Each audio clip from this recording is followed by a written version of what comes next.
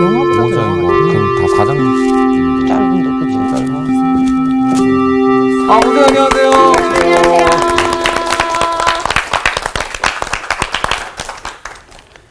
잘들 계셨죠? 네. 선생님들도 교무회의라는 걸 해요. 네. 교무회의가 뭔지 알죠? 네. 어떻게 하면 학생을 더 잘 가르치나. 네. 교무회의를 해서 이제 교감 선생님이 선생님 수업을 이렇게 저렇게 이제 이렇게 얘기하셔요. 자, 그래서 우리 베이직을 어떻게 좀 쉽게 또 좀 더 확실하게 배우게 하나. 그게 이제 저의 숙제고 우리 교무 선생님들의 숙제죠.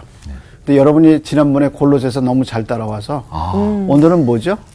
데살로니가 전서. 자, 그럼 몇 장이죠? 데살로니가 전서가? 데살로니가 5장. 5장. 와. 골로새서 몇 장이죠? 4장. 4장. 예. 와, 짧다. 근데 여기서 이제 한번 우리 복습을 해야 되겠죠? 네. 자, 경진 학생, 지난번에 우리가 골로새서의 키워드가 뭐였죠? 하나님의 비밀. 확실히 유니폼이 네. 사람을 긴장하게 하고 배우게 만드나 봐요. 그러니까요. 이 유니폼 빨리 벗어야 될 것 같아요. 그거 긴장돼가지고. 신문 들어올까봐. 그 벗으면 날 갖다 줘. 제가 꼭 드리겠습니다. 이걸 탐내하시는군요. 자, 그러면 그동안 했던 거 한번 복습 한번 해보죠. 네. 자, 마태는 뭐예요? 고백. 마가는 길. 누가는 휘장. 요한은 부활. 사도행전은 성령. 성령. 로마서는 하나님의 사랑. 고린도전서는 십자가의 도. 후서는 사도권. 갈라디아서는 다른 복음. 복음. 에베소서는 영적 전투. 빌립보서는 시민권. 골로새서는 하나님의 비밀. 너무 잘했어요. 근데 이제 이걸 한 번씩 지우면 그러지 마요. 그러지 마요. 하시네, 또. 안 돼요. 교무회에서 어떤 일이 벌어졌던 거야? 이게 문제가 많네, 이거 회의. 교무에서는 학생들을 어떻게 잘 가르치느냐, 명확하게 가르치느냐, 그게 우리 교무회의의 주제예요. 자, 그래서 아니랬네, 우리가. 이렇게 한번 지워보고, 그 다음에 이렇게 한번 지워보고, 찍어놨어요. 어머나. 또 이렇게 한번 지워보면, 주여. 주님 어디 계십니까? 왜 저를 이렇게 시험하시나 할까? 자, 그러면 시험 한번 해볼까요? 자, 시험에 들지 않게, 여기 뭐가 들어갈까? 고린도전서요. 들어가 있어. 이미 들어가 있어. 여기 뭐가 들어갈까? 십자가의 도. 도. 어머. 야. 자, 고린도서 뭐죠? 무슨 권? 사도권. 잘했어요. 오. 무슨 권? 사도권. 사도권. 예. 사도냐, 사도 바울이 맞아요. 그거 갖고 늘 네. 분쟁했죠. 자, 시민권은 뭘까? 빌립보서. 아, 이거 너무 어렵다. 너무 잘하셨어요. 그죠? 그럼 한 번 더. 목사님 그럼 마가복음은 뭘까요? 여기 마가복음 있구나. 네. 그럼 목사님 뭘까요? 나는 알지. 목사님 뭘까요? 길. 정답입니다. 이건 건의가 맞췄어야 됩니다. 저는 알고 있었습니다.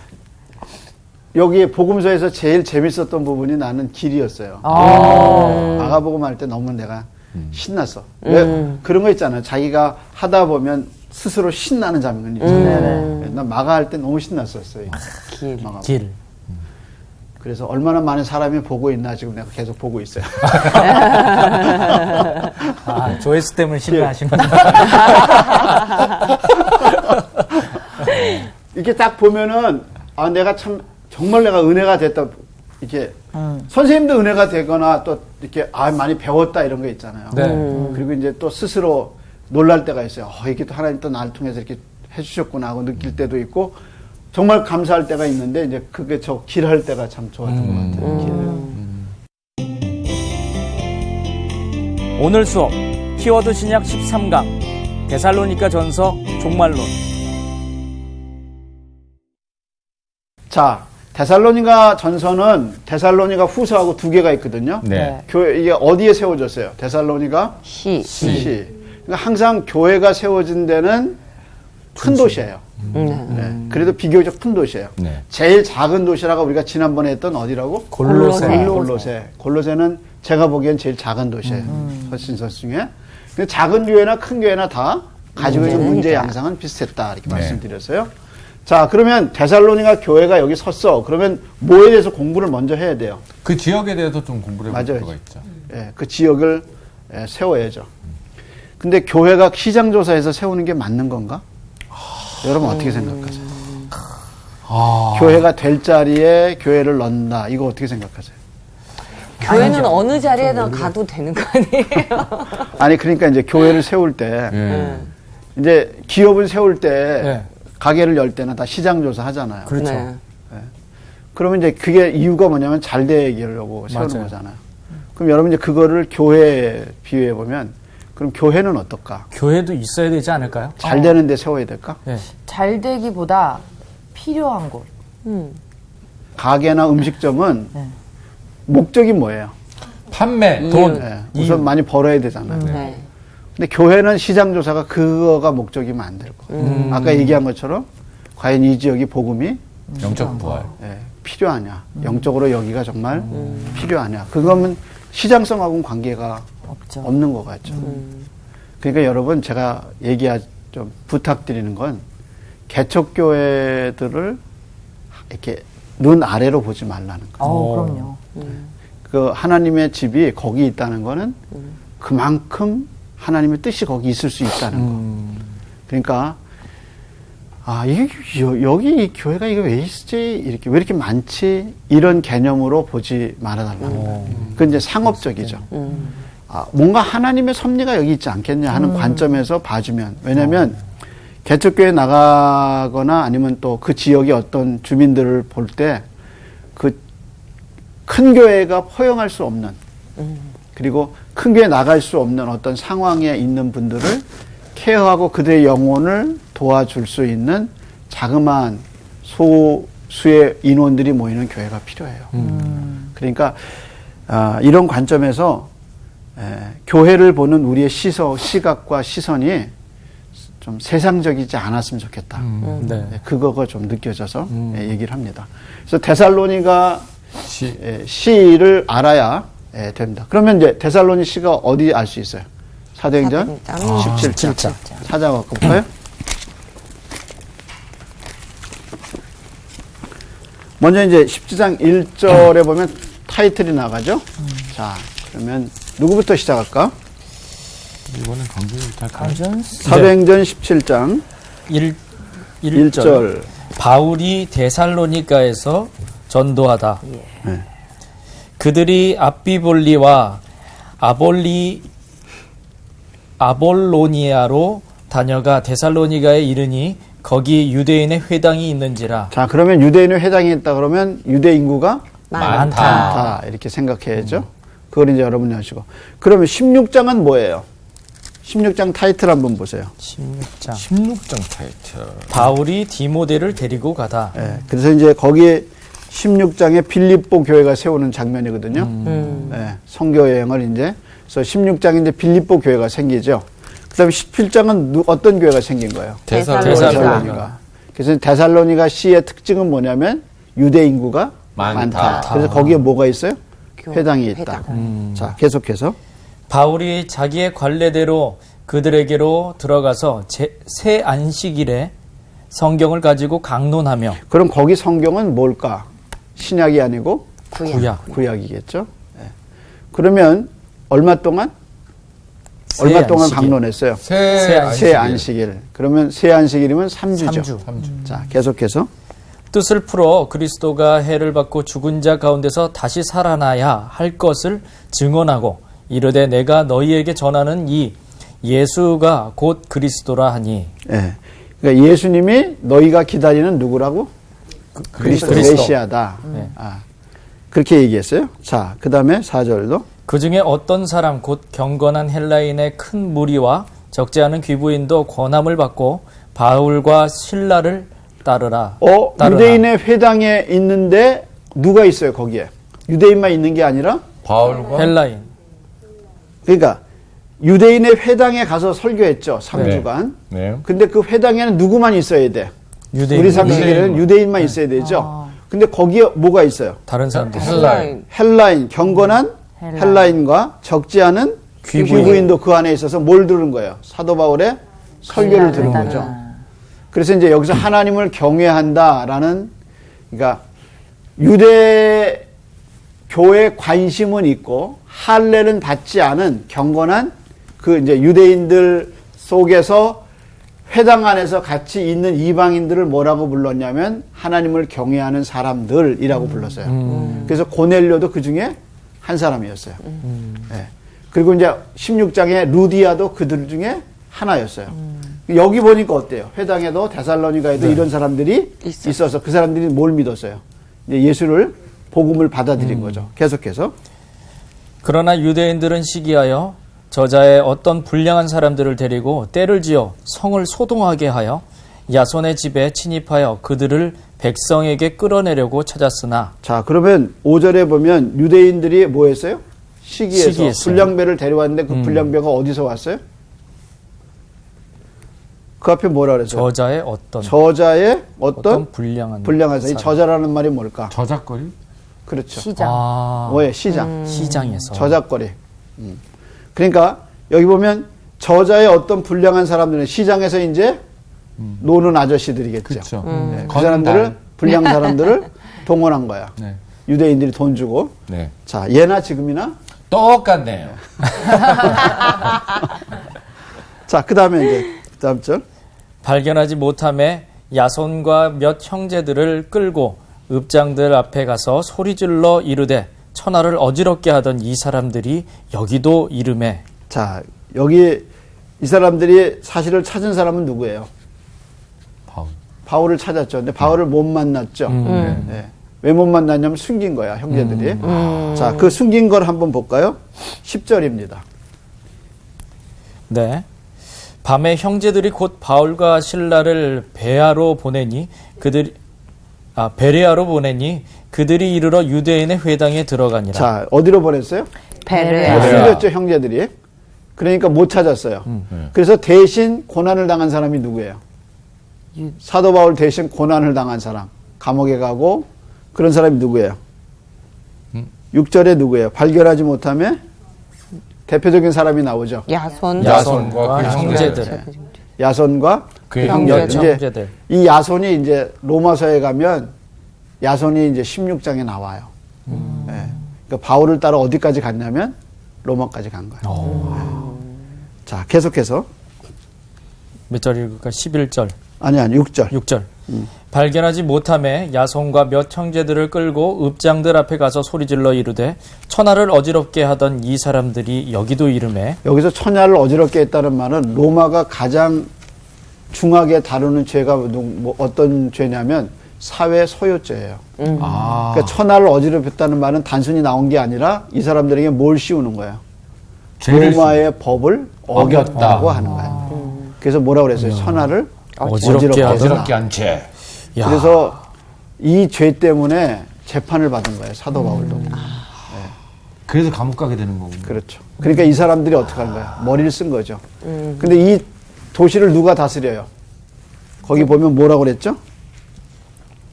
6절에 보면 뭐라고 그랬어요? 어디 앞에 갔어요? 읍장들 앞에. 이 사람들이 이제 데살로니가의 리더들이죠. 그래서 이제 고발한 거예요. 고발의 제목은 뭐예요? 천하를 어지럽게 한 죄. 로마가 가장 싫어하는 로마의 체제를 흔들 수 있는 반란죄란 말이에요. 그래서 로마의 죄를, 로마가 싫어하는 죄를 거기다 덮어 씌운 거죠. 계속해서. 야손이 그들을 맞아 들였도다. 이 사람들이 다 이제 본론이 나오죠. 아까 로마를 그 사회를 천하를 어지럽게 했다는 말이 이제 여기서는 다시 또 나오는 거예요. 계속해서. 이 사람들이 다 가이사의 명을 거역하여 말하되 다른 임금 곧 예수라 하는 이가 있다 하더이다 하니. 자, 그럼 이거 큰일 난 거지. 가이사 외에 또 뭐가 있다는 거야? 임금 곧 예수라 하는 이가 있다. 그러니까 이거 체제에 대한 도전이죠. 그러니까 그걸로 지금 이 사도 바울의 일행을 몰아놓은 거예요. 그 문맥을 이해하시겠죠? 네. 자, 계속해서. 무리와 읍장들이 이 말을 듣고 소동하여 야손과 그 나머지 사람들에게 보석금을 받고 놓아주니라. 이 사람들이 이제 뭘 페이한 거예요? 돈을 페이한 거죠. 그럼 야손은 손해가 많죠. 뭐를 잃어버린 거예요, 많이. 돈도 잊어버리고, 돈도 잊어버리고 감옥에도 가고, 뭐 때문에? 복음 때문에. 네, 그렇게 된 거예요. 많은 희생을 했네요. 그러니까 데살로니가에서 가장 희생적으로 수고한, 복음을 전하는데 수고한 사람은 누구예요? 야손. 그걸 이제 좀 기억해 두시기를 바랍니다. 자, 이제 데살로니가는 세 가지 특징이 있다 그랬습니다. 하나는 항구 도시라 그랬어요. 그래서 항구도시. 항구 도시는 무역이 많겠죠. 네. 네. 그러니까 당연히 뭐예요? 무역의 돈이 많아. 중심로가 되겠죠. 돈이 많으니까 뭐가 많겠어요? 사랑. 사람이 많죠. 이 세 가지는 항상 같이 가요. 그죠? 세트죠, 세트. 그러니까 데살로니가시의 특징을 얘기하면 항구 도시, 인구수가 많고 얼마나 있었느냐? 20만 있었대. 20만. 그 당시 20만이면 뭐. 그 다음에 무역의 중심로였고요. 이렇게 또 보니까 데살로니가가 굉장히 번성한 거죠. 예. 뭐 안에 다른 것도 있는데 이 세 가지만 좀 기억해 주시면 설명하기가 또 이해하기가 좀 좋을 것 같아요. 자, 그러면 우리가 이제 이 중요성이 뭐냐면 여기에 뭐가 있어요? 회당이 있어요. 윌리엄 바클레이 같은 학자는 20만 인구 중에 얼마나 유대인이 있었냐? 이 사람은 10만이 있었다고 주장해요. 반. 그럼 얼마나 많은 사람들이 어디 살았어요? 그럼 유대인들이 왜 이렇게 많을까? 여기에. 유대 민족 그럼 지금도 뭐를 잘해요? 무역, 무역. 돈이 있는데 뭐가 있어요? 사람. 유대인이 있어요. 사람이 있는데 그 장사를 누가 잘해요? 유대인. 그래서 유대인은 상술에 와, 능하다. 능하죠. 그래서 유대인들이 그 유럽 문헌에 보세요. 예. 왜 그렇게 유대인들이 상술에 능하죠? 쫓겨다니니까. 그쵸? 쫓겨다니니까, 이게 좋군요. 예. 어쨌든 이것도 좋아야 되지만 돈을 만지고 계산하는 능력과 이런 게 빠르죠. 순간 판단력도 좋아야 되고. 그래서 역전해서 그런 관점에서 데살로니가는 누가 많이 잡았겠어요? 유대인이. 유대인들이. 그러니까 아까 얘기했죠. 저자에서 누구를 데려왔어요? 불량한 사람들. 이 저자를 누가 잡고 있었겠어요? 유대인들이. 그러니까 저작거리에서 시장에서 파워를 행사하는 사람들이 누구예요? 유대인들. 어디로 갔어요? 이 사람들이 읍장한테 가죠. 그죠? 네. 가서 하소연하죠. 예. 그렇게 할 수 있는 힘이 이 사람들한테 있는 거네. 있는 거죠. 그래서 읍장이 이 사람들을 거절하지 못하죠. 발전 추진위원회. 그러니까 이런 맥락에서 보면 여긴 유대인이 어느 정도 파워를 행사하고 있다라는 것을 우리가 볼 수 있어요.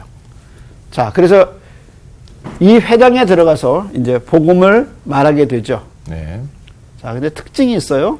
다시 한번 이제 확인해 볼까요? 성경으로 돌아가서. 자, 먼저 회당에 언제 갔어요? 언제 갔죠? 사도 바울이 회당에 언제 갔어요? 무슨 안식일이라고 그랬어요? 새 안식일. 새 안식일. 그러니까 새 안식일. 회당에 언제 갔어요? 안식일. 안식일에. 그러니까 여기서는 안식일을 지켜도 아무 데살로니가에서 문제가 안 되는 거죠. 없죠. 아무 관계가 없는 거예요. 이 사람들이 종교 생활을 자유롭게 한 거예요. 자, 뭘 갖고 했어요? 나 또 알려줬는데. 성경을 가지고 성경. 있어요. 그 성경은 뭐예요? 구약이었죠. 구약 성경. 근데 사도 바울의 설교의 중심이 뭐예요? 그리스도. 이게 굉장히 중요한 거예요. 아, 예수. 왜냐하면 여기서 이렇게 가르쳤으면 이 데살로니가 전서에 가면 주제가 뭐가 되겠어요? 여기서 가르친 대로 정말. 복음을 받았으면 예수님이 중심이 되겠죠. 네. 그렇죠? 그래서 다시 한번 문맥을 읽어볼까요? 17장입니다. 사도행전 17장 3절입니다. 새 안식일을 성경을 가지고 강론하면서 그 성경의 포커스를 얘기했죠. 네. 자, 3절에 보면 뜻을 풀어 그리스도가 해를 해를 받고 받고 죽은 자 가운데서 다시 살아나야 하는 그러면 것을 이제 증언하고. 증언하고. 복음이 두 가지 요소가 들어가서 하나가 뭐예요? 부활. 부활이 들어가고 그 전에 부활하려면 죽은 자 죽고. 죽어야죠. 해를 받고. 예, 그러니까 그리스도가 고난을 받고 십자가에 죽고 네. 그 다음에 또 그분이 다시 살아났다. 이게 뭐예요? 복음이에요. 부활. 그러니까 복음은 십자가의 죽음과 부활. 이것이 복음이란 말이에요. 그래서 그 복음을 지금 어디서 가르친 거예요? 예수의 복음을 회당에서. 회당에서 가르친 거예요. 싫어하겠어요? 좋아하겠어요? 그리고 결론이 뭐라고 그랬어요? 이르되 내가 너에게 전하는 이 예수가 곧 그리스도라. 자, 그래서 그리스도를 믿은 사람들이 4절에는 유대인이에요. 뭐예요? 한번 보세요. 경건은 헬라인과 적지 않은 기부인들. 그럼 나중에 이제 데살로니가 전서를 볼 때, 데살로니가 후서를 볼 때 구성원이 누구예요? 유대인이에요? 이방인? 헬라인과 이방인. 이방인이지. 이방인. 그죠? 네. 17장을 뿌리로 봐서 서신서를 공부해 보면은 보이죠, 뿌리가. 네. 예. 이런 맥락에서 보면 그래서 예수가 곧 그리스도라 그랬더니 유대인은 거부하고 누가 믿은 거예요? 이방인들. 이방인들이 믿은 거죠. 그러니까 데살로니가 전서나 후서에 데살로니가 교회의 구성원은 주로 누가 많이 되겠어요? 이방인이 되겠죠. 자, 그 다음에 이제 뭐라 그랬어요? 5절에는 뭐라 그래요? 유대인들은 어떻게 했어요? 시기하여. 예. 그래서 이제 사도 바울이 더 견디지 못하고 어디로 피신하게 돼요? 베레아로. 이해하시겠어요? 네. 이제 사건의 흐름이 이제 16장에서는 빌립보였고, 네. 이제 16장에서는 빌립보였고, 그 다음에 17장에서는 데살로니가고, 그 다음에 이제 어디로 간 거예요? 베레아. 이게 이제 다 쫓겨간 거야. 그냥 있으면 안 되니까. 왜냐면 유대인들이 자꾸 괴롭히니까. 근데 이렇게 쫓겨가면 쫓겨갈수록 뭐가 더 많이 퍼지는 거예요? 말씀이 퍼지고 복음이 많이 퍼지는 거죠. 이동을 해야 되니까. 예. 그리고 가서 또 해야 되니까. 그렇죠. 그러니까 어떻게 보면 그게 참 하나님의 섭리야. 그러네요. 자연스럽게 그냥 한 전도가 곳에서 빌립보에서 잘 됐어. 네. 여기서 데살로니가에서 잘 됐어요. 여기만 앉아 있으면 복음은 여기만 있는 거죠. 그렇죠. 근데 바울은 자꾸 뜻하지 않게 뭐 쫓겨다니는 게 편하겠어요? 더군다나 한밤중에 쫓겨났다고 생각해 보세요.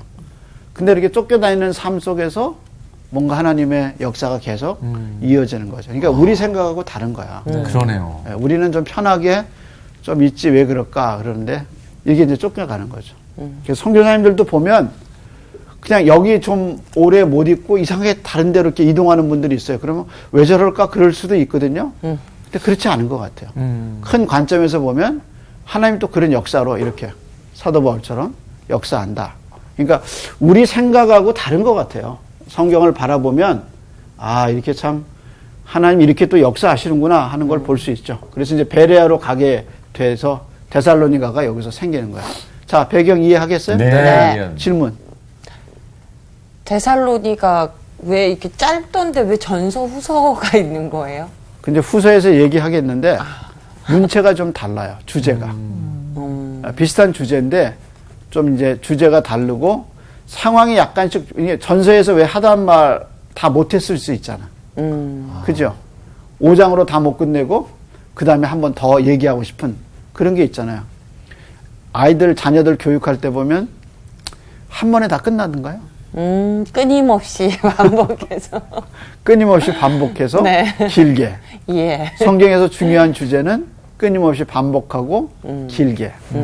그래서 성경에서 이렇게 같은 게 많이 나오지 그건 그만큼 중요한 거예요. 그래서 초대교회에서 참 제가 지혜롭게 생각하는 거는 사실 서신서하고 복음서를 비교해 보면 복음서보다 서신서가 먼저 쓰였어요. 근데 초대교회가 먼저 쓴 것을 맨 앞에 놓지 않고 복음서를 맨 앞에 놨어요. 그 왜 그러냐면 그 일은 먼저 일어난 일이야. 그러니까 기록은 나중에 됐지만 일어난 일은 먼저야. 그게 뭐냐? 예수님의 생애야. 근데 생애를 읽어보면 마태, 마가, 누가가 비슷비슷해. 관점의 이제 차이다. 제가 얘기 드렸었죠. 그게 오류가 아니라 관점의 차이다. 왜냐하면 그게 그만큼 중요한 거야. 그래서 예수님이 없다. 그러면 나머지는 다 없는 거야. 그러니까 가장 중요한 걸 맨 앞에 몇 권이나? 네 권이나. 그래서 역사적 예수님의 지상 사역을 다 기록해놨죠. 네. 그래서 초대교회가 참 지혜롭다. 그래서 이게 하나님의 섭리로 복음서를 신약 성경의 맨 앞에다 놔두고 이제 하나님의 역사를 그리스도의 역사를 풀어가죠. 그래서 결국에는 그 역사가 어디까지 간 거야? 데살로니가까지 가서 회당에서 뭐 하는 거야? 예수 그리스도가 메시아다라고 선언하게 되는 거죠. 그래서 누가 믿는 거야? 이방인들이. 믿어서. 그래서 이제 이방인이 믿게 됐어. 근데 이 이방인들이 뭐가 궁금한 거예요? 끝이 세상의 끝. 정말이 궁금한 거예요. 자, 예수님이 십자가에서 죽었어. 회를 받고 죽었어. 그 다음에 예수님이 그 다음에 부활하셨어. 그 다음에 어떻게 하셨어요? 복음서에 의하면 승천하셨어. 이제 남은 건 뭐야? 다시 다시 오실. 재림. 그러니까 이방인들이 예수님에 대해서 몰랐는데 예수님을 알았어. 그분의 십자가 죽음을 알고 주님하고 예수님을 믿었어. 그 예수님이 부활한 거에 너무너무 감사해. 그리고 지금도 하나님 보좌 우편에서 우리를 위해서 기도하고 있다는 사실을 알고 용기를 내. 그럼 뭘 기다리겠어? 언제 오지? 언제 오시죠? 언제 오지? 그냥 막 사모하는 거야.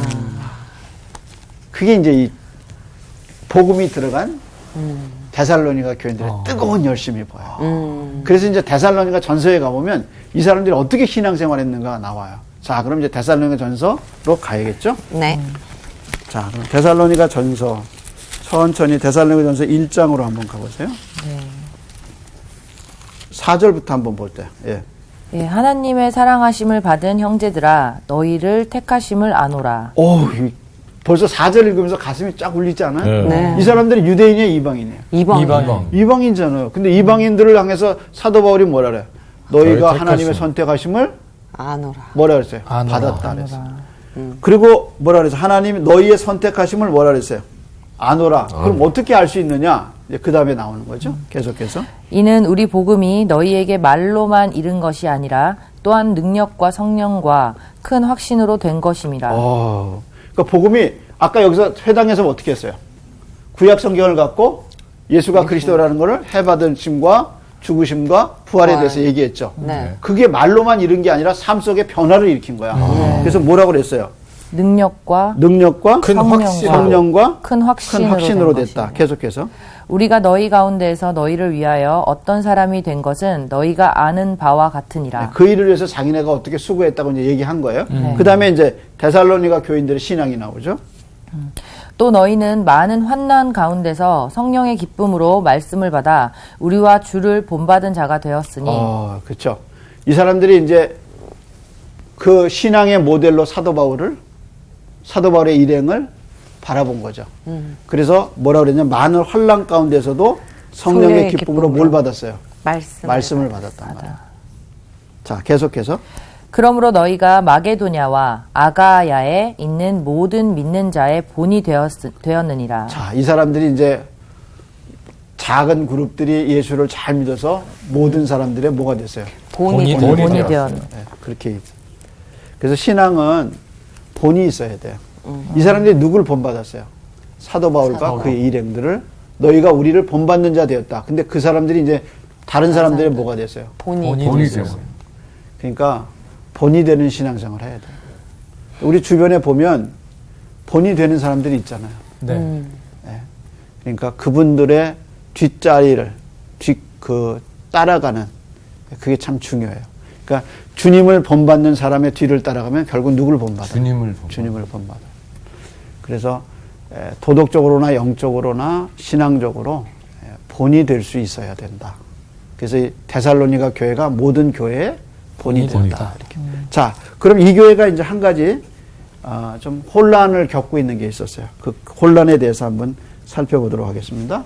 어디죠? 1장 10절 한번 보실래요? 또 죽은 자들 가운데서 다시 살리신 그의 아들이 하늘로부터 강림하실 것을 너희가 어떻게 기다리는지를 말하니 이는 장래의 노하심에서 우리를 건지시는 예수시니라. 자, 이 사람들이 마지막 뭘 기다리고 있어요? 재림. 그래서 뭐라 그랬냐면 죽은 자들 가운데서 다시 살리신 그의 아들이 하늘로부터 강림하실 것을 너희가 어떻게 기다리는지를 말하니. 그렇게 기다리고 있는 거야. 여러분 예수님의 재림을 기다리세요? 우리 한번 생각해봐. 아침에 일어나면 커튼 걷으면서 주 예수여 어서 오시옵소서. 그러니까 이 데살로니가 교인들은 그때 누굴 기다렸어요? 예수님을. 재림을. 근데 이렇게 주님을 간절하게 열망하고 있으니까 거기서 이제 문제가 생긴 거야. 자, 그럼 2장으로 한번 돌아가 볼까요? 자, 먼저 4장으로 돌아가 봅시다. 4장으로. 4장. 자, 13절입니다. 이제 4장 13절. 주의 우와. 우선 타이틀이 뭐죠? 주의 강림과 죽은 자들의 부활. 자, 그럼 누가 한번 읽어볼래요? 네. 형제들아, 자는 자들에 관하여는 너희가 알지 못함을 우리가 원하지 아니하노니. 네, 거기까지 한번 끊어보면 자는 자가 사실은 뭐한 사람이에요? 죽은 자라. 죽은 자죠. 계속해서. 이는 소망 없는 다른 이와 같이 슬퍼하지 않게 하려 함이라. 우리가 예수께서 죽으셨다가 다시 살아나심을 믿을진대 이와 같이 예수 안에서 자는 자들도 하나님이 그와 함께 데리고 오시리라. 예수 안에 죽었다고 그러지 않죠. 뭐라 그랬어요? 잔다. 잔다. 그러니까 성경은 죽었다고 그러지 않아요. 예수 안에 우리를 잔다 그래요. 언젠가는 왜? 다시 부활할 거니까. 근데 이제 이 사람들의 궁금증은 거예요. 자기가 예수님을 너무 열망한 거야. 근데 뭐라고 생각했냐면 내가 살아서 있을 때 예수님을 만나야지 죽으면 안 된다는 거예요. 근데 인간이 죽음을 어떻게 거역해? 그러니까 그렇게 간절히 열망하고 내 살아있을 때 예수님 만날 거다 생각했는데 못 만나고 어떻게 해요? 죽은 거야. 저도 그런 열망은 있어요. 내 계실 때 예수님이 오셨으면 좋겠다 이런 열망은 있어요. 그래서 마라나타라는 말이 그거잖아요. 예수님 주 예수요 어서 오시옵소서. 그러니까 초대교회 모든 신자들의 가슴은 자기가 살아서 예수님을 만나는 게 소망이었어요. 그래서 이제 이 사람들이 그런 관점에서 내가 예수님을 살아서 만나야 되는데 죽었어. 그러니까 죽은 자는 예수님을 못 만난다 이런 생각을 갖고 있었대요. 거기에 대해 이제 사도 바울이 얘기한 거죠. 계속해서 한번 볼래요? 4장 그 부분 한번 보죠. 16절입니다. 주께서 호령과 천사장의 소리와 하나님의 나팔 소리로 친히 하늘로부터 강림하시리니 그리스도 안에서 죽은 자들이 먼저 일어나고. 그렇죠. 누가 먼저 주님을 만나요? 죽은 자들. 죽은 자들이요. 죽은 자들이 먼저 주님을 만나고 그 다음에 그 후에 산 자들이 이제 계속해서 그 후에 우리 살아남은 자들도 그들과 함께 구름 속으로 끌어올려 공중에서 주를 영접하게 하시리니 그리하여 우리가 항상 주와 함께 있으리라. 네. 그러므로 이 여러 말로 뭐하라? 이러한 말로 서로 위로하라. 그래서 이제 장례식 설교 가면 이제 미국 같은 경우는 그 이제 무덤 옆에서 입관 예배, 이제 하관 예배를 드리거든요. 그 하관 예배 드릴 때 이 말씀 갖고 서로 이분이 먼저 우리보다 주님을 먼저 볼 겁니다. 왜냐면 이 사람이 이제 하늘에서 내려올 때 이 사람의 썩은 시신이 다시 부활체로 일어나고 하늘의 영이 만나서 주님을 먼저 맞죠. 그 다음에 이제 우리가 주님을 보죠. 근데 여기서 이제 구름에 끌려 올라간다는 해석이 여러 가지 해석이 있는데 이게 이제 이런 거예요. 로마 황제가 어느 도시를 방문하면 그 도시의 수령이 어떡할까? 로마 황제가 오는 앞에 가서 먼저 뭐예요? 영접해. 네, 그게 이 개념이에요. 네, 예수님이 오시면 우리가 주님을 영접하는 그런 장면이죠. 자, 그 다음에 이제 5장으로 가보죠. 재림에서 제일 궁금한 거는 뭘까요? 시기. 네. 언제 오실까요? 언제 예수님? 오실까요? 자, 그럼 1절 한번 보세요. 형제들아 때와 시기에 관하여는 너희에게 쓸 것이 없음은 네. 2절도 주의 날이 밤에 도둑같이 이를 줄을 너희 자신이 자세히 알기 때문이라. 사람들이 재림을 얘기할 때 제일 궁금한 건 뭐예요? 언제 오시나? 언제 오시나. 그래서 사람들이 시기에 관계에 막 관심이 많아요. 언제 오시나.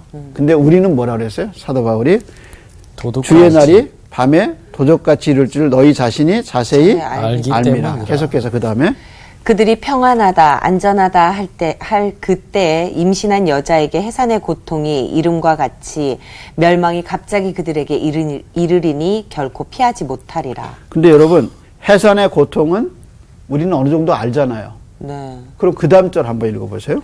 형제들아 너희는 어둠에 있지 아니하매 그날이 도둑같이 너희에게 임하지 못하리니. 우리에게는 그날이 도적같이 오는 날이 아니야. 왜냐면 우리는 늘 준비해. 네. 왜냐하면 아까 데살로니가 교인들이 뭐라 했어요? 주 예수를 기다린다고 기다리고 그랬어요. 예. 근데 주님이 오실 줄 아는 거야. 네. 계속해서 읽어보세요. 너희는 다 빛의 아들이요 낮의 아들이라 우리가 밤이나 어둠에 속하지 아니하나니 그러므로 우리는 다른 이들과 같이 자지 말고 오직 깨어 정신을 차릴지라. 자, 다른 사람은 언제 오시나 시기에 관심 있어. 근데 우리는 언제 오실 줄 알아. 그래서 우리는 시기가 아니라 삶에 관심 있는 거야. 그런 주님 앞에 내가 설레면 어떻게 살아야 돼요? 잘 살아야 돼요. 정말. 잘 살아야 되는데 거기 뭐라고 얘기했어요? 깨어서 정신을 차릴지라. 정신 바짝 차리고. 바짝 차리고 살아라. 그 다음에 계속해서 자는 자들은 밤에 자고 취하는 자들은 밤에 취하되 우리는 낮에 속하였으니 정신을 차리고 믿음과 사랑의 호심경을 붙이고 구원의 소망의 투구를 쓰자. 뭐에 비유했어요? 정신 차린다 안 차린다 그걸 뭐에 비유했어요? 자고 취하고. 자고 취하고. 근데 이제 이게 낮에 자고 낮에 취해. 그럼 소망이 없는 거죠. 그렇잖아요. 술꾼은 밤에 술꾼이고 밤에 자는데 이 사람이 낮에 자고 밤에도 자고 낮에도 취하고 밤에도 취해. 세상에 취해 있어. 누가? 신자가. 그렇게 살면 안 된다 그거죠. 그쵸. 계속해서 한번 보세요. 하나님이 우리를 세우심은 노하심에 이르게 하심이 아니요 오직 우리 주 예수 그리스도로 말미암아 구원을 받게 하심이라. 예수께서 우리를 위하여 죽으사 우리로 하여금 깨어 있든지 자든지 자기와 함께 살려 하려 하셨느니라. 바울이 놀라운 거는 이 데살로니가 교우들에게 다시 그 시선이 종말에 대한 이야기를 하면서 다시 그 시선이 누구에게 향할 수 있도록 지금 턴을 하고 있어요. 예수님. 예수님한테. 예. 너희가 그렇게 살아야 할 이유는 왜냐하면 예수님이 다시 오시기 때문이다. 그래서 순결한 신부로 주님 앞에 서려면 깨어서 밤에 속하지 말고 빛의 아들처럼 빛의 자녀처럼 하나님 앞에 깨어 있어라. 주님은 곧 오신다. 그것이 이제 종말론이야. 근데 이제 베드로 사도가 그 당시 현장에서 이야기한 건 그거예요. 하나님의 창조하신 이 세상에 온전히 다 있는데 예수는 언제 오시느냐 하고 희롱하는 사람들이 난다 그랬어요. 그 말이 무슨 말이냐면 이 사람들이 안 믿는 사람들이 아니라 하나님의 창조를 믿는 사람들 가운데서 뭐는 안 믿는 거예요. 재림을 안 믿는. 그러니까 여러분 교회 나가는 사람이 그리스도인이 아니야. 예수님의 동정녀 탄생, 예수님의 속죄, 십자가의 죽음, 부활, 승천, 그리고 뭘 믿는 사람이에요? 재림을 믿는 사람이 뭐예요? 그리스도인이에요.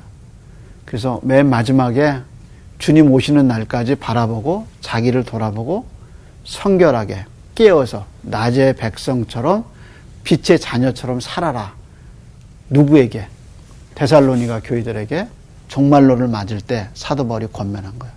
그러니까 우리가 주님 앞에 서는 날까지 자기를 잘 살펴야 돼. 정신 바짝 차려야 되는데. 그래서 깨어서 술 취하지 말고 빛의 자녀처럼 살아라. 오늘 여기까지. 감사합니다. 감사합니다.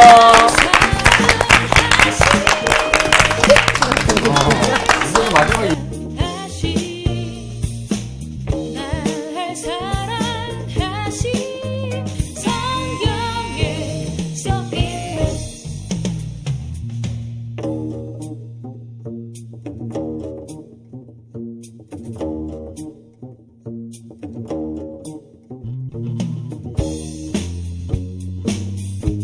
about the love of Jesus.